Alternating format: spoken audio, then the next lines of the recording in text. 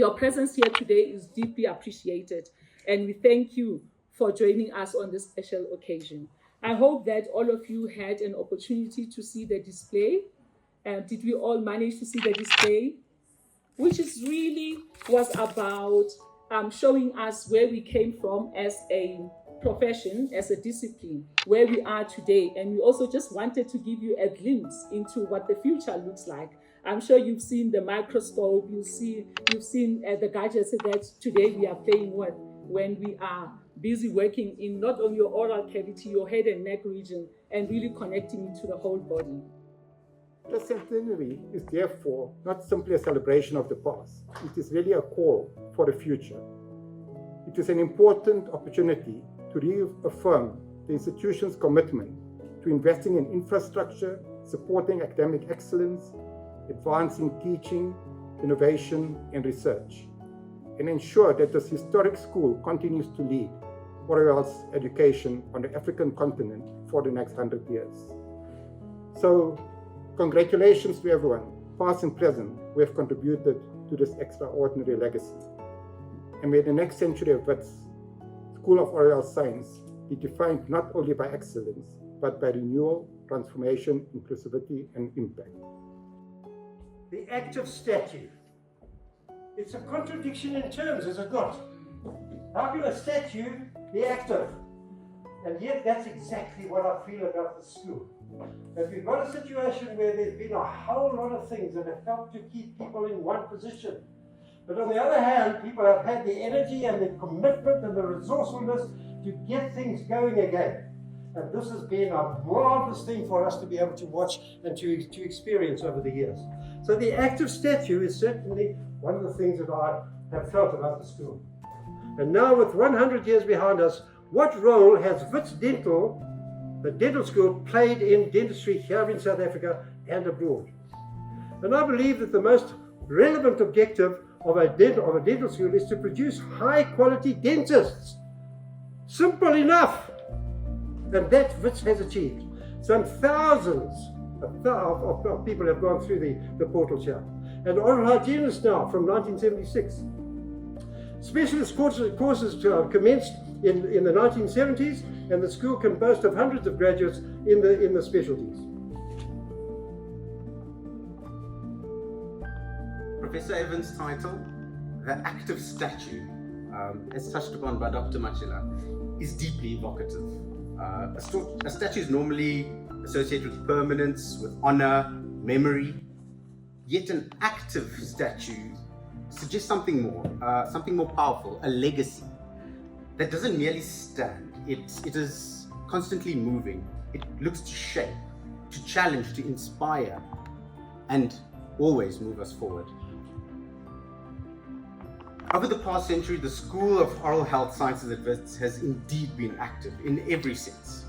From locations, as we've seen, it's constantly been moving all through this neighborhood.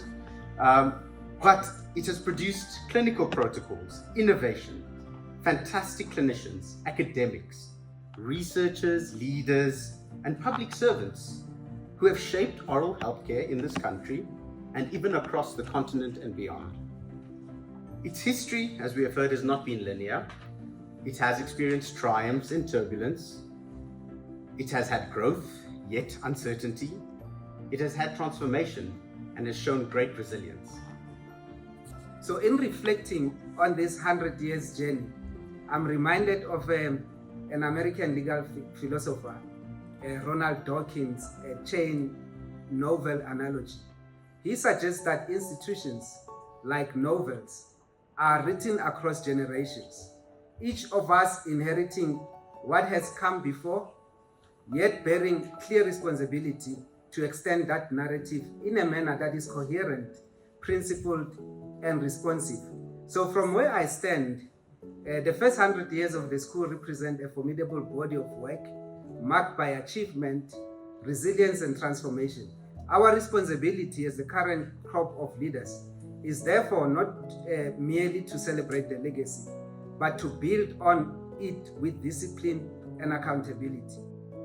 As I reflect on the lecture so eloquently delivered this evening, I am cognizant of the responsibility that lies in each and every one of us in the School of Oral Health Sciences, of course with the support from the entire faculty in the university, to ensure that the school does not only thrive, but excels and finds its way back to being the best dental school in the country and the continent.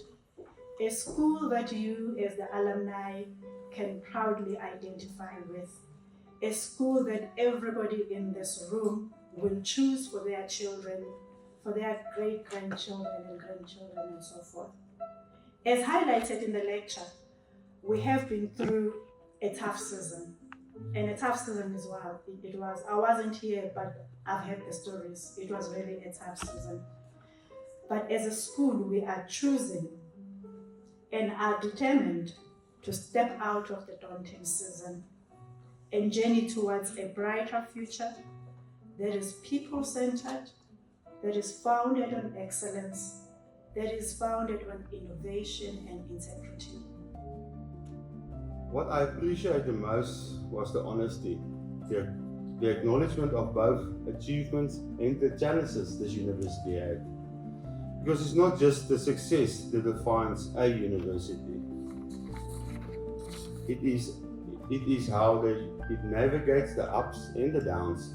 That is what builds resilience and credibility.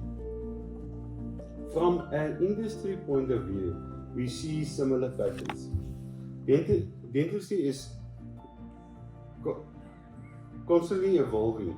New technology, new materials, and rising expectations. And a university like this plays a critical role in making sure that progress stays grounded. So this 100-year celebration is more than a milestone. It reflects an enduring spirit, the one that has adapted and grown and continued to play a mindful part in the profession.